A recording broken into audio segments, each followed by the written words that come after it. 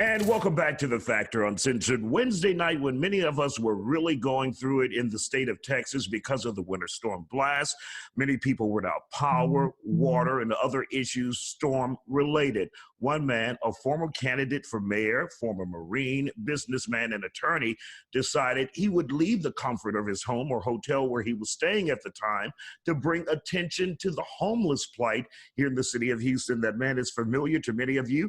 He is Tony Buzbee, and he joins us now here on The Factor Uncensored. So, Tony, I saw you broadcast live on your Facebook. You put up still photos. You were out in the thick of things. No full coat, just a blanket, a jacket, hoodie, a stick, and you were out with the homeless. Why do that when you don't have to? The idea came to me, and you remember when I was running for office that, homelessness was a big issue for me. There's so many people. We have tent cities all over the city of Houston, but I was out with the valet. They were bringing my car around so I could go to the office, and there was a homeless man who came over and whispered to me, "Could I get some hot coffee?" And I said, "Sure, man." I said, "I'll take you in there and get you hot coffee, no problem." But it struck me that, you know what? All of us, we're all suffering. I mean, and there's some of us suffering more than others, obviously. So I was talking to some friends and to my fiance, and I said, you know what?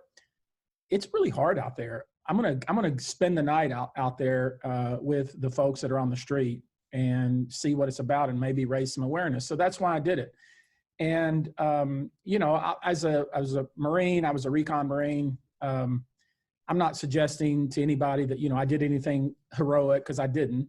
But I was trying to raise awareness that these people who walk by and they want a hot cup of coffee, or these people who are sleeping at the bus stop, let's give them a second look, because I learned a lot from a different perspective out there. It's hard out there. And what did you see that makes you say it's hard out there? Obviously, we all know it is hard out there when you're homeless. It's hard when some of us have a home and a job, and it's difficult. But what did you see out there that made you say, wow? Well, one of the things I would say is the same valet man and security who were quick to get my car were the same people that told me, get off my property. Now, that's when they thought you were homeless at the time. Yeah. So you weren't looking the exact same as Tony Buzbee. You were looking like a homeless guy. Yeah. And so, I could see it from, the people look through you.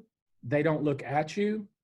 They try to avoid you. It's also very dangerous.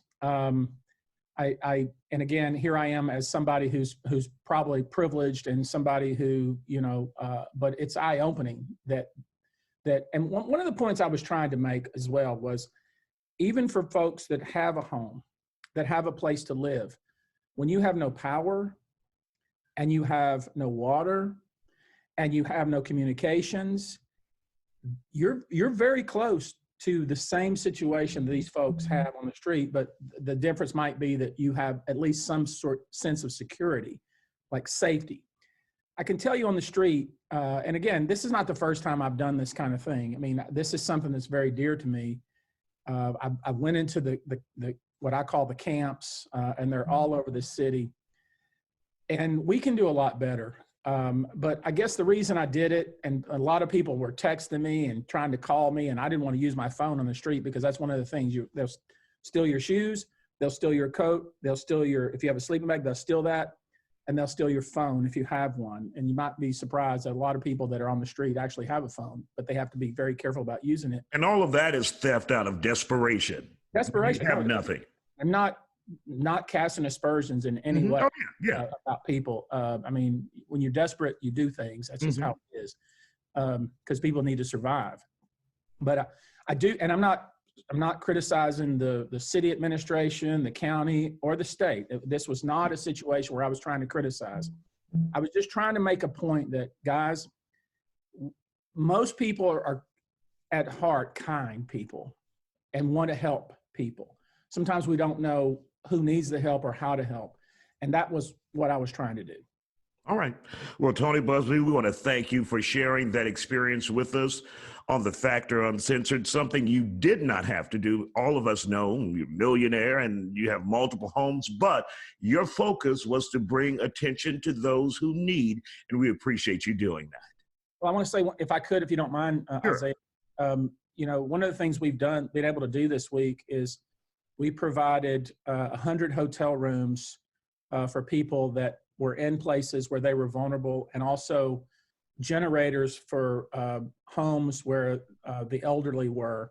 And I would encourage everyone, and this is my pitch, but Crowdsource Rescue is a charity that is doing great things during this cold snap when we have no power. I support them, and I think we're doing some good. All right. Tony Buzbee, thank you for joining us.